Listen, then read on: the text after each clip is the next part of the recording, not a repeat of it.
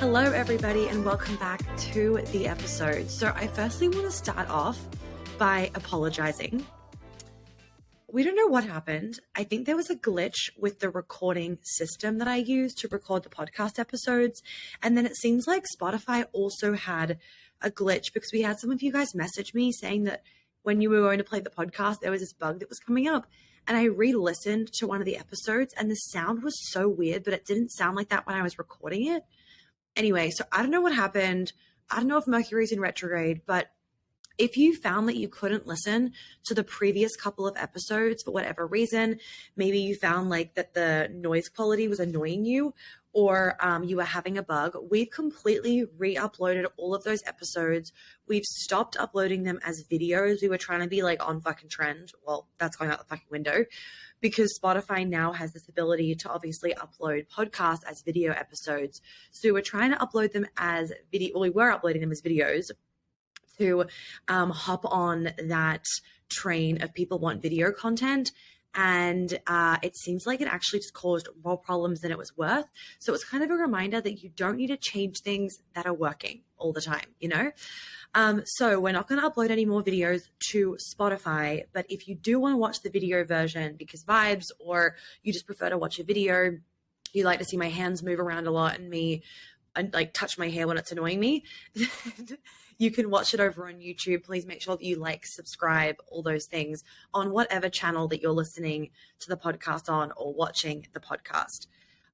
Anyway, we have a bunch of great episodes coming up for you guys. Today's one's going to be fantastic. We also have later in the week the episode with my mum finally coming out to talk about building your dream house, your dream apartment, your dream home. So make sure that you listen to that episode. And there's also another episode coming out right after this one, or it might already be out if we put it out at the same time. That's just going to kind of go over what to expect this year. This year is a really big one for me. And I'm going to talk about that on that episode of things that we're setting up, why I'm doing these kind of things, a little bit of a life update, but then also what you can expect on the podcast and also just from me and the content and whatnot this year, because I want to make sure that you guys are in the right places. And on that note of being in the right places, before we jump into this episode, I've been noticing that more and more people are choosing to get off Instagram, which is so interesting to me. And I am not anti it by any means. And I don't mean necessarily business owners. I mean more like you guys, people that are following people like me. I was talking about with my client yesterday, well, rather she brought it up to me, of how she just deleted the app because we were talking about her relationship, and I'm going to do a whole episode on this, and how I was just giving her that reminder that often if we're on social media all the time, we are inundated with everybody else's opinion, and it's causing us to really be perfectionists in our relationship, and it's causing us to not be fair on our partner, but rather expect them to be perfect. And then as soon as they are not being perfect, we start to question things because TikToker 303 said that this behavior is, you know, narcissistic or whatever, and then we just dump them.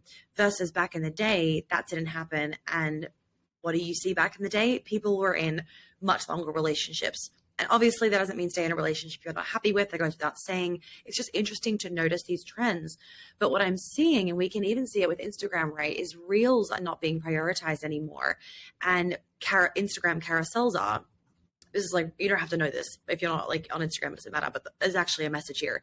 The point is that what we're seeing again is that it seems like people, and maybe you agree with this, let me know if you do, it seems like people are actually starting to find themselves getting fatigued and exhausted by the constant stimulus from video content on Instagram, whatever social media platform that you're on. You might not even notice that you're overwhelmed by it, by the way. You could just be living in this constant state and think that it's normal. But when you're constantly seeing, in addition to being on your laptop, doing work, walking around a city, watching TV, when you're adding more and more stimulus, it just throws your nervous system off, right? And so when we're on Instagram, we're on TikTok, whatever, and we're scrolling, and we're not even properly consuming the content, by the way.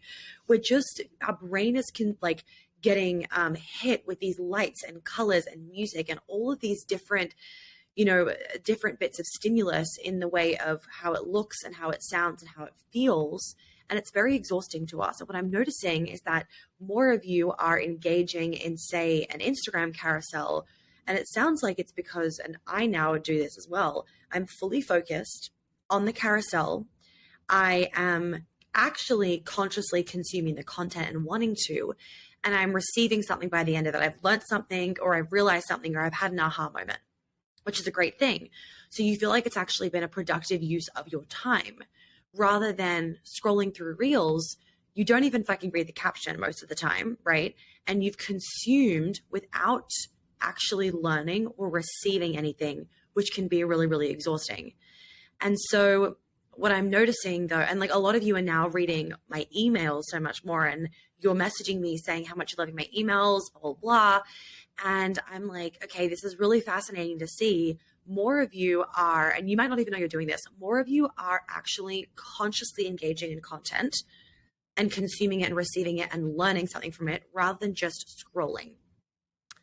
And so where I'm going with this is make sure that you listen to the next episode where I give you the overview, because I really am going to encourage you guys to be really, here's the word again, fucking conscious about, and what I mean by that is just being aware, being focused, being present with the content that you are consuming of mine. If you're listening to a podcast of mine, listen to it with intention. What are you trying to get out of it? Are you doing 100 things at once where you're not even listening to the podcast? It's just background noise. And then you think you've listened to it, but you haven't actually listened to it, because that would be adding unneeded extra stimulus to your nervous system that's causing exhaustion, and you're not getting anything out of it, right? All it's doing is exhausting you. You're not learning from the podcast episode versus driving and listening to a podcast. That would be a productive use of time. Cooking and listening to a podcast, that could be a productive use of your time. Going on a walk, etc., could be a good use of your time. But if you're doing 100 things at once and listening to a podcast, probably not going to be a good use of your time. So in the next episode, I'm really going to, it's just going to be a little mini one, but I'm really going to invite you guys to actually be more aware of this. Try and be more present with the content of mine that you're consuming. And there's a reason for this. And I'm going to explain why in the next one, because I'm setting you guys up for success in the next few years by changing the way that you are engaging with my learning material and my content that I'm making for all of you. Okay, so that is the next episode. But today I want to talk to you guys about something that I've needed to do a podcast episode on forever. And we're going to be talking about abortion trauma, birth trauma, and that postpartum journey. Now, firstly, obviously, I do not have a kid. I have never been through the postpartum journey, and I haven't had an abortion before. But what I can say is that for the past 5 years, I've helped women through this, and I've learned a lot from doing so. I haven't personally had this experience, but that doesn't matter, because I don't coach and help people heal based on personal experiences, right? Yeah, that can help sometimes, but that helps with really is having a lot of empathy around that. If you haven't helped a lot of people through that process already, right? It helps you feel connected to that person and closer to the issue. I've helped hundreds of women through these different things and done a lot of study and research and etc. on these things. And also, as you guys know, I am heavily and highly intuitive. And if you don't know this, all of my modalities that I've made over these last 5 years of helping you all heal, if you've been in any of my programs or done any coaching with me or come to my event, by the way, the event closes for the payment plans on the 28th of Feb, as does Queen Alchemy, 28th of Feb, last day. If you've done any work with me, my modalities that I've taken you through, they're all channeled and made up from moi, and fuck me dead, do they work. So I want you guys to keep in mind that as I'm talking about everything on today's episode, I'm talking about things that have really, really profoundly helped my clients walk through these somewhat really hard moments, depending on how the situation was for you. It's a very traumatic thing to go through, and it's a huge change. So just keep that in mind. As usual, take what feels right, leave what doesn't feel right. And I would actually encourage all of you to listen to the postpartum section 1000% and the birth section as well, because if you want to be a mom, these are really good things to know. I'm really grateful that I know these things, and I want to pass on this information so that you can feel as prepared as possible for when you go to be a mama and have a baby. Oh, I can't wait. Okay. Speaking of which, actually one of my one-on-one clients just found out yesterday, 3 hours before the call, that she was pregnant, and they've been trying for years. And we had a session 2 weeks ago. We had out one of our sessions, did a huge clearing for the pregnancy, right? A week later, boom, pregnant, not joking. And I'm like, what the fuck? Like, you can't make this shit up. The timeline is just unreal. So anywho, let's jump into today's episode. All right. So if you haven't had an abortion, then you don't need to listen to this abortion bit that I'm going to go into. You can jump to the birth trauma section, and we'll put a timestamp for that in the description. That way you can just get the most out of the episode, and you can just skip past the abortion bit if you haven't had an abortion. Okay. If you want to listen to it, though, I would still recommend listening to it because it could be a good thing to know. Otherwise, if you haven't had an abortion and maybe you don't want to listen to it, but it could be a good one to tag for later in case you unfortunately get into that situation, then I would just flag this episode and pin it or write it down somewhere so you know that you can come back to it. It'll also be in the podcast description. Okay. So first thing is abortion trauma. So obviously we all know what an abortion is. And people have asked, like, what's my take on abortion? My take on abortion is, as in my opinion, everybody should be. I'm so glad that it's available as a resource to us. No matter what the reason is for an abortion, it is a traumatic experience. It is a lot on a woman's brain. It is a lot on a woman's body. It's a lot on a woman's heart. Even if I've had so many clients that will come to me being like, Monica, I fully back the abortion. Like, I'm so glad that I did it. I supported myself through it. Like, I knew it was the right option. There was no part of me that was wondering, oh, maybe I shouldn't do it. But why am I struggling so much after having the abortion? Not just hormonally, like mentally, emotionally. Why do I feel so down after doing it? And I want to just say that as something that's really normal. Like, it's not as common, it's like, how I say, like, all these things are common, but not normal. No, this is actually normal. This happens. The reason why it happens is because, yes, the hormonal side effects, but more so is that you have had to make probably one of the hardest decisions of your life. And even if you fully backed yourself in that decision, there is this part of you that is like very subconsciously that was about that, like, could have had a child, right? And you, for whatever reason, I support you no matter what, decided not to have that child. And subconsciously, that is something that can be very, very draining if you haven't fully closed that loop and like really healed that decision that you had to make. And when I say healed, I mean you somatically were able to integrate that decision that happened in your mind of, I'm going to make this decision. You were able to integrate that decision into your body so that your body isn't on this thought process that's causing fatigue because of a subconscious thought, because your subconscious thoughts do affect your body, right? And so if this subconscious thought is constantly running through your body, it's going to cause you to feel drained and fatigued, right? Maybe that's why you're feeling tired all the time, lack of creativity, low libido, etc., because you feel drained from this subconscious loop that's on. So we have to just close that loop and fully integrate it into your body and give you some tools when they pop up, when it's needed, so that you're not draining your energy unnecessarily to something that doesn't need to be drained to anymore. That is why that happens, just FYI, firstly. So the first thing, also, the other thing I wanted to also mention is obviously there's the very clear ways that abortions can be traumatic if the pill didn't work, if there's a lot of heavy bleeding, if you had to have surgery to get the fetus removed. All of those things are very traumatic mentally, emotionally, and physically that you need to heal from, right? And because our muscles have so much muscle memory, even if you like consciously and mentally have healed and come around and you feel good and stable mentally, that's great. But your muscles are still holding the memory of what you had to go through. And that is obviously held in your womb, right? And our womb is the powerhouse as a woman of where our emotions, where our creativity, where our balance, where our groundedness, it all lies in there. We hold a lot of emotions in our cervix, in the walls of our vagina, and in our womb space. And so when we have had to go through something involving those areas that are traumatic and not something anybody wants to go through, like, let's just fucking be real for a second. Would anybody in their right mind raise their hand and be like, I want to go through an abortion. I would like to experience that? No, I don't think anybody would actually raise their hand for that. Maybe someone's like fucking curious, but nobody would actually say to themselves, I feel sad that I missed out on that experience. No one's saying that to themselves, right? And so when you have to, unfortunately, go through that, again, I support you for whatever reason it is. But when you have to go through that, your muscles are going through a very emotional and traumatic thing that is then harbored in your body. And then it will show up, especially around your period time. It can block you from having a baby when you want to have a baby because you're holding this fear still and this unsafety in your womb and your cervix and in the walls of your vagina. It can affect you during intimacy and sex. It can affect you emotionally opening up and trusting yourself and somebody else again, because all of those emotions are, harboring these blocks in the areas in which we feel the most femininity.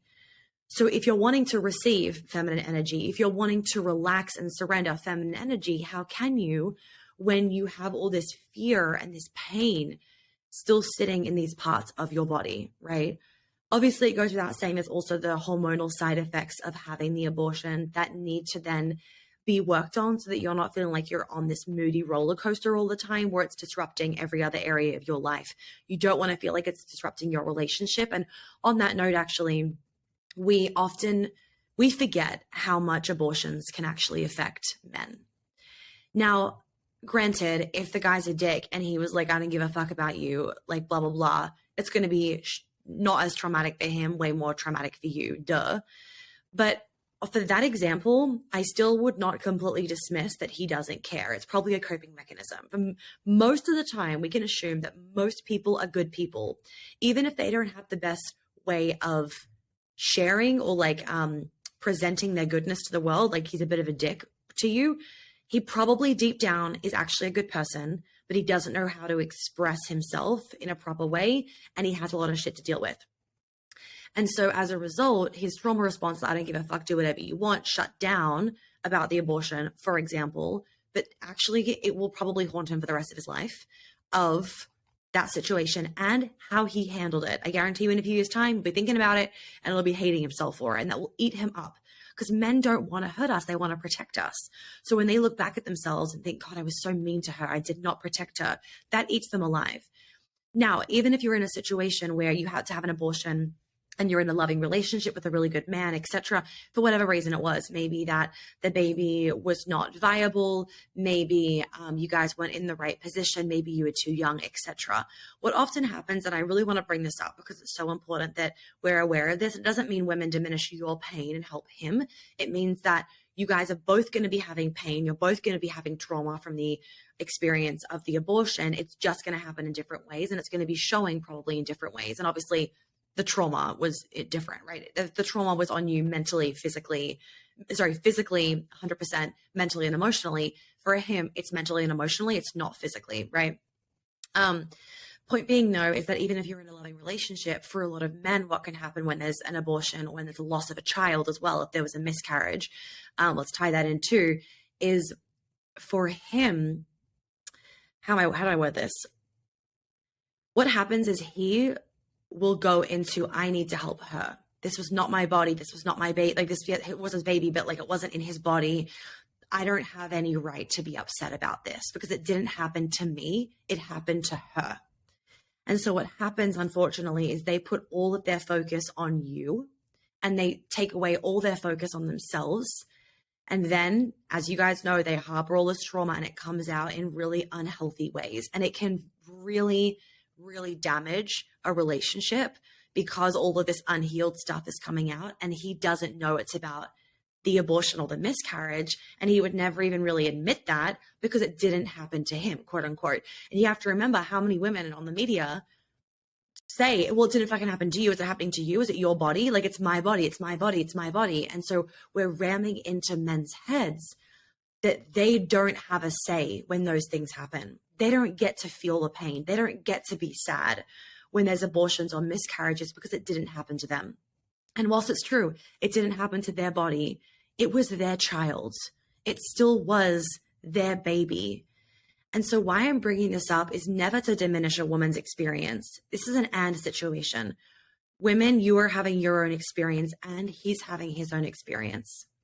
And where I think we can really go wrong with pregnancy and, the journey of being pregnant and even postpartum is that we diminish a man's experience and what he's going through and the journey that he's going through because it's not happening, quote unquote, to them.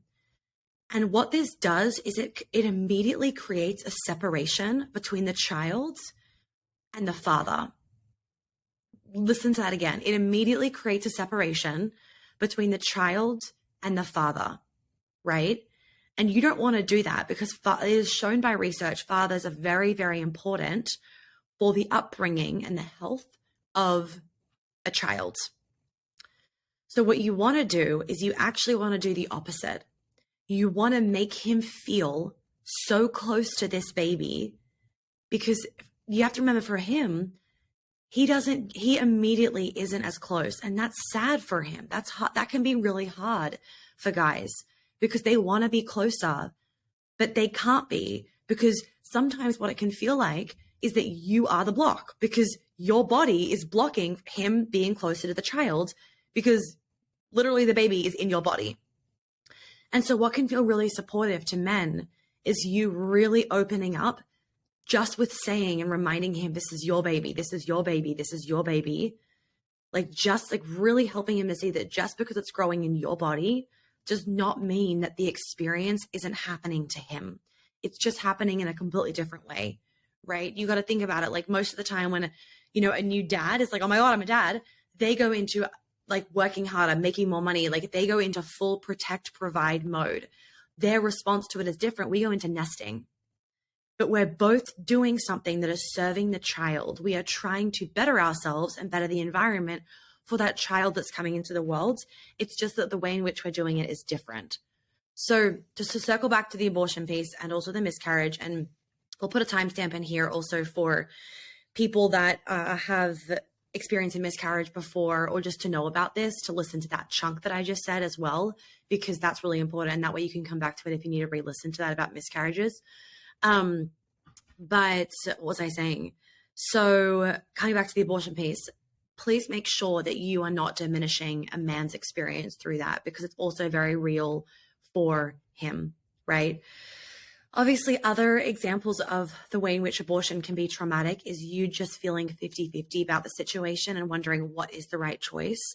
That can be a lot. That can be guilt that eats you up alive if you feel like, oh my God, did I make the right choice after it happened?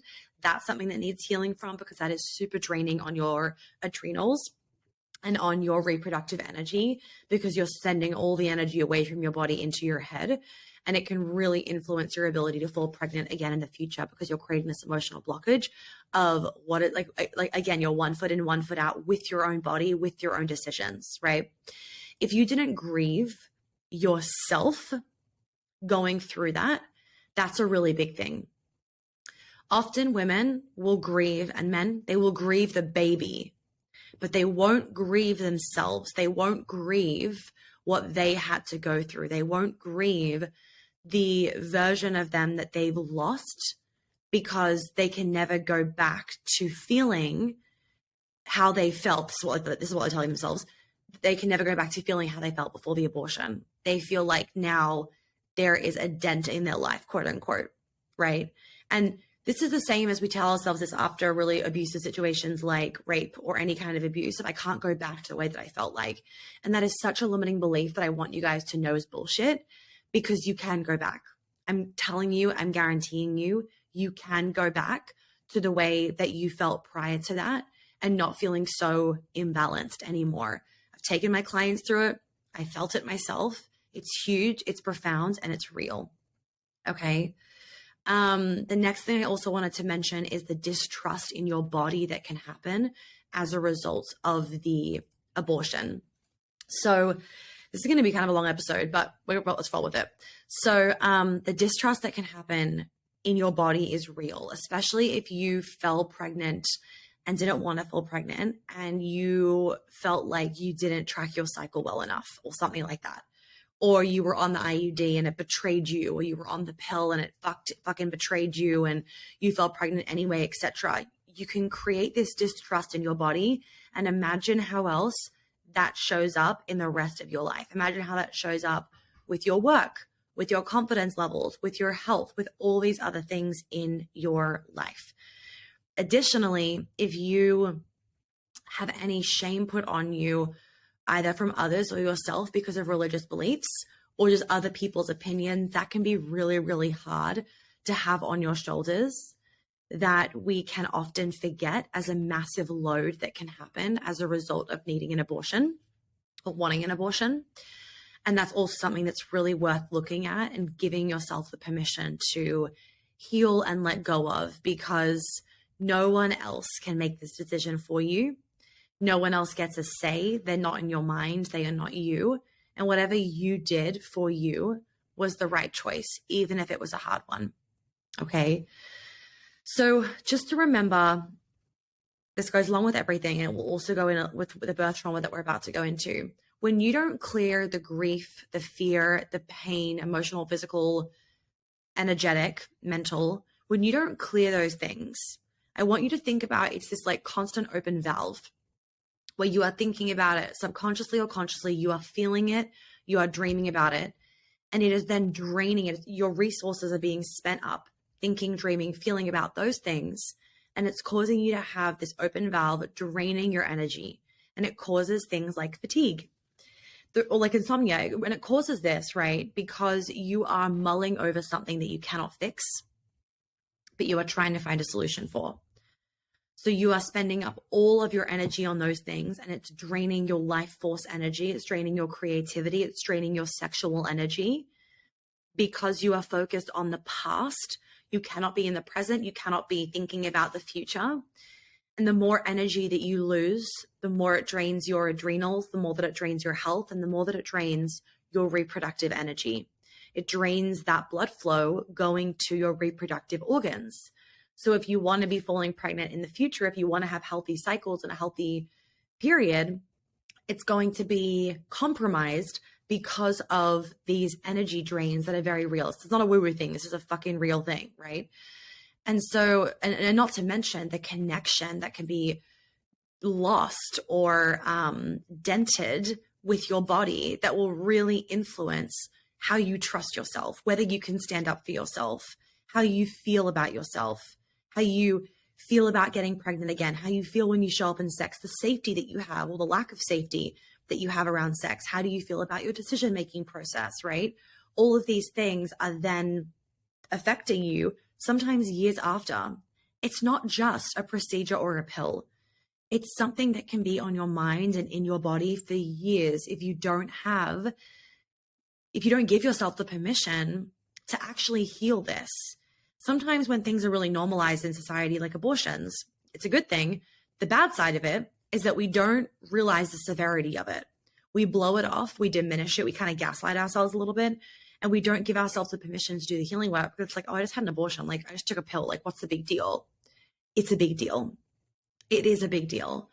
And I don't want you to then induce yourself with shame of like, oh my God, it's a big deal. And like, I didn't make it a big deal. That's not what this podcast is about. This podcast is actually more about you giving yourself permission to actually feel and validate anything that you are still feeling or thinking in regards to an abortion that you had, right?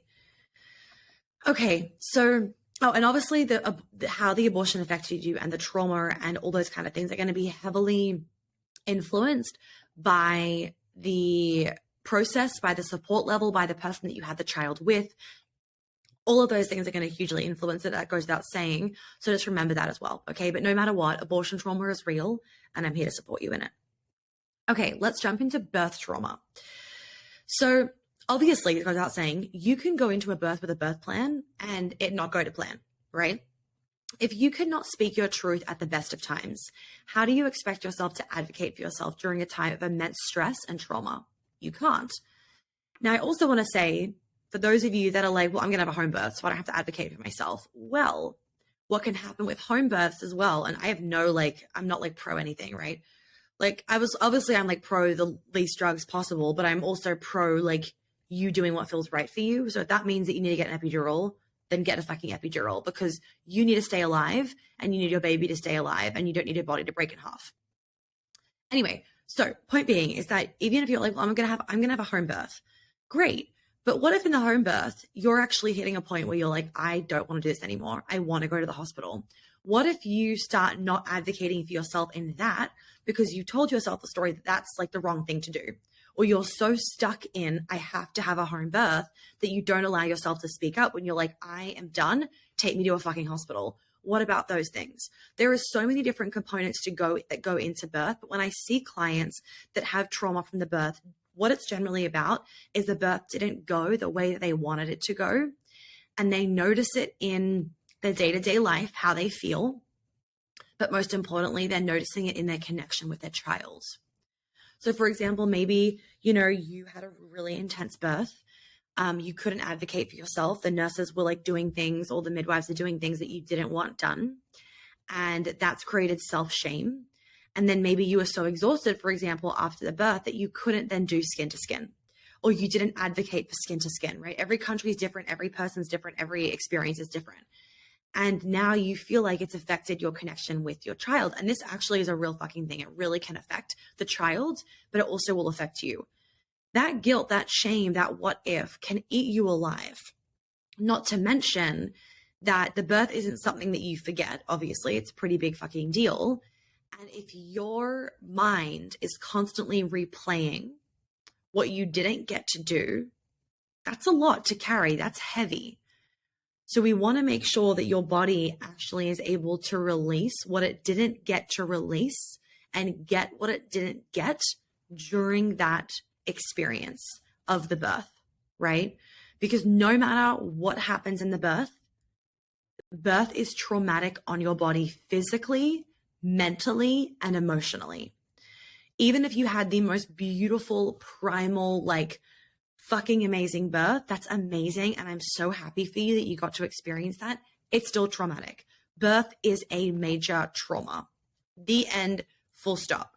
Any kind of massive change and quick change in your life is also, it can also be traumatic, right? Because you have to think about all trauma is a moment in time or a collection of moments in time where your body felt unsafe. And under the umbrella of feeling unsafe is anxious, stressed, uneasy, insecure, second guessing yourself, all of these kind of things where you don't feel neutral, strong, and in the right direction of where you want to go is traumatic in some way, shape, or form. So when you all of a sudden have this newborn child and your whole life has changed, your whole day has changed, your relationship has changed, you have changed, your body has changed. No matter how self-aware you are, how much you love yourself, it is a huge, huge thing that you have gone through. And it is very, very, very fair for it to be hard. So fair for it to be hard. It doesn't help when we have expectations on ourselves, when we don't allow help to come in, when we don't know how to express our needs, when we don't release trauma, so it just adds up and it bottles over. All of those things don't help. So I always say, if you can heal your shit before you have a child, please fucking do, because it takes a huge load off when you're postpartum. Because those moments where you have all these little things and then like just that one thing is the straw that broke the camel's back, that will happen postpartum. But if you can remove all of the gunk so you're clean going into this journey, it's going to make it easier. Doesn't mean it's going to be easy. Shit still can come up. But my God, is it going to make it an easier journey for you and your partner and your baby? So please, please, please, like do this work before you've had a child if possible. If you've already had a kid or you're already pregnant, that's okay. You can still do it. The earlier that you do it, the better, because you don't carry it around for as long. And as soon as you have a child in your life or children in your life, you automatically have more on your plate, which means that all of the gunk there, it's like you are going to bottle over more quickly because you're already like 50% full of shit. So then when you add another 50% of like drama with kids, like fights with husband, like fucking admin and house shit and all the other 50%, then you're at 100%, you're going to blow. If you guys can kind of like understand that analogy, right? So other things that I want to talk about with the birth is that, what was I saying? So it's vital for every mother to, in my opinion, to release through trauma work what she didn't get to in the moment of the birth. Because you are in a fucking whirlwind, and often women don't process the birth because their adrenaline is so high and then afterwards they're now in this whole like, I'm a mother. There's no time for you. There's no space for you to process what happened. So women never process their births properly. Maybe you've mentally thought about it when you're on the toilet for 5 minutes in peace, or when you're in the bath for a little bit, or you've dreamt about it, but you somatically, your body hasn't processed it, because as soon as that baby comes out, your body is now a machine for another human being. Your body is trying to heal, you're trying to rest, and now you're trying to breastfeed. If that's your choice, you're trying to breastfeed, whether it's going successfully or not. Your body feels like a machine and just a mechanism for this human being. So where in that does your body get to somatically process the trauma? It doesn't, so it stays inside, right? And that's why it's so important that we do this work, because otherwise we keep those memories stored in our womb, stored in our pussy, stored in our heart, our whole body, our mind. And it shows up in resistance to let go in our relationship. It shows up in a lack of creative energy. It shows up in low libido, painful sex, fighting with your husband for no particular reason, being on edge. All these kind of things happen because we are disconnected from our body, right? If you're breastfeeding, you, like I said, become a machine. Your body is no longer yours anymore. Your body like belongs to this baby. As soon as this baby wants the boob, he or she's on the boob. There's no fucking choice. Like, you don't have a say in it. What baby says, baby gets. And so what can happen is that women and mothers will actually start to disconnect themselves as a coping mechanism from their body and from their sexual energy. Because prior to being a mother, your breasts were purely for sex, for pleasure, for desire, for polarity. Now your breasts are for feeding. They're for nourishment. Now you feel like, as women say, I'm a fucking cow. I'm a machine. All I'm good for is breast milk. I can't have sex. I'm exhausted. My fucking hormones are everywhere. All I'm doing is feeding a child all day. So the coping mechanism for a lot of women is to disconnect. And that disconnection causes a disconnect in yourself, thus in your sexuality, thus in your sensuality, your femininity, your magnetism, your polarity, and most importantly, your connection with your partner and with yourself. Then you go on to the fucking spiral of, I'm not good enough, I'm fucking up my relationship, everything's falling apart, blah, blah, blah. And you can see how it's just this domino effect of one thing after another as you are just trying to cope, because there's been a lack of support in quickly eliminating the things that are causing disconnection. So yes, maybe you need to allocate, an hour to be away from the baby so that you can do some healing work, but that hour is going to buy you millions of more hours, and it's going to save your relationship, save your connection to your body, save your confidence, save your fucking mental health. All of these things are going to be saved from you giving yourself 1 hour. And often women, especially as they become mums, they are so bad at allocating time for themselves, because now they're like, I need to, like, you're in mother mode and in protect mode and in provide mode of, I need to provide for my child. I don't need to provide for myself. I'm fine. But what we forget to understand is that you provide better to your children and to your partner when you are full, when you've provided for yourself. You know that phrase, it takes a village to raise a baby? We used to, as women, all breastfeed the new child when we were in communities. It wouldn't just be the mother, it would be all the women that were mothers that were producing breast milk would feed the child. What that meant is that the child was not getting a lack of nourishment at any moment of time, and the mum could rest. But what we've now done as a society is we've become so disconnected. We suck at asking for help. We don't ask for help. We see that as a sign of fucking weakness. We want to do it all ourselves. We wear this girl boss and like, I can do everything, and I'm a super mom as a badge of honor. We wear burnout as a badge of honor.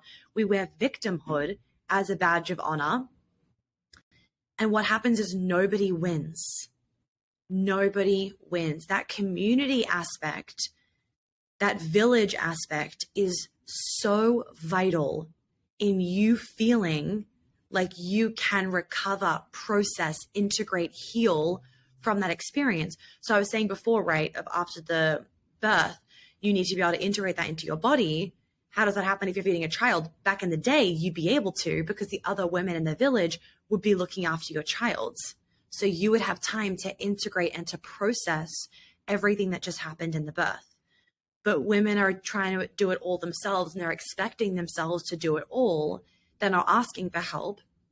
And therefore, we're also not healing in the process. We're also becoming kind of worse versions of ourselves because we're not allowing ourselves time and space and help in our life, right? So really like part of that feminine leadership in every aspect of life is asking for help and receiving help so that you can have time to be in your body.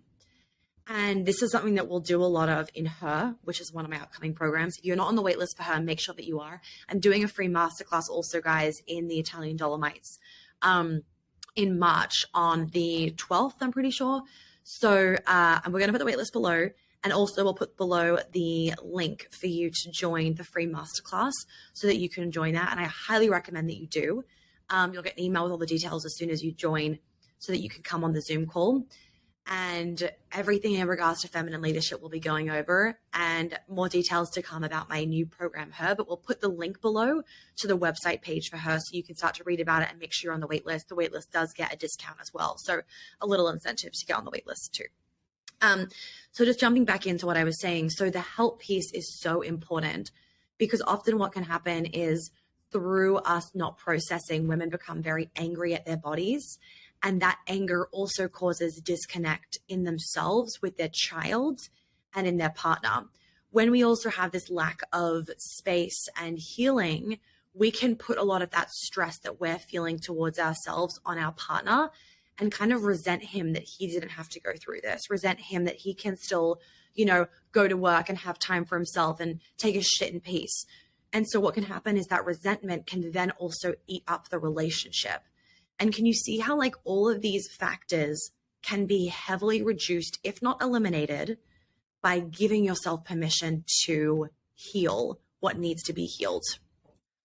So to kind of wrap up, everybody, basically what I'm saying in this whole episode is permission for us as women to realize that going through anything like abortion, a miscarriage, and or a birth is something that we need to give ourselves permission to do work around, to heal. And you don't need 6 months of healing from it. You need like a good hour, maybe 2. But you need to at least give yourself that. Otherwise, it's going to bleed into other areas of your life. And then you'll go down the shame spiral of I should have fixed this sooner. So I really hope that in this episode, you've actually felt empowered to get ahead of things for the future so that you don't play catch-up games or I hate myself, I should have done this sooner games, because we're not about that over here. I was going to go into the postpartum section. I know I mentioned that on the episode, but it's already gotten pretty long. And you know what? I feel like this postpartum section is going to be like a solid 25 minutes. So I actually am going to keep it for another episode that I'm going to kind of blend with postpartum in terms of business stuff as well. Of setting yourself up for success in every area of your life with postpartum and going on that postpartum journey. I know that I haven't been on my own postpartum journey, but I've helped a lot of women through it. So I've learned a lot through that. I know what works and what's really dramatically helped my clients for their business and also just for themselves personally. And I also want to share what I am doing already years in advance to set myself up for success for being postpartum. So that is going to be another episode coming very shortly. Do not forget that my mum is coming on the episode on Thursday to talk about interior design and designing your dream home. And then we also have a few breakdowns this year coming for different TV shows like White Lotus, the second season, and Ginny and Georgia. So if you haven't watched the second season of White Lotus, I would get on that. And if you also haven't watched the latest season of Ginny and Georgia, I would also get on that, as I'm going to be talking about that third season of Ginny and Georgia. It's got the most guts in it, in my opinion. I will obviously reference stuff from season 1 and 2, but if you watch season 3, it has enough flashbacks for you to actually get the gist of everything, if that makes sense. So I'm going to, wait, is it season 3, season 2? Whatever, the latest season of it that came out this year.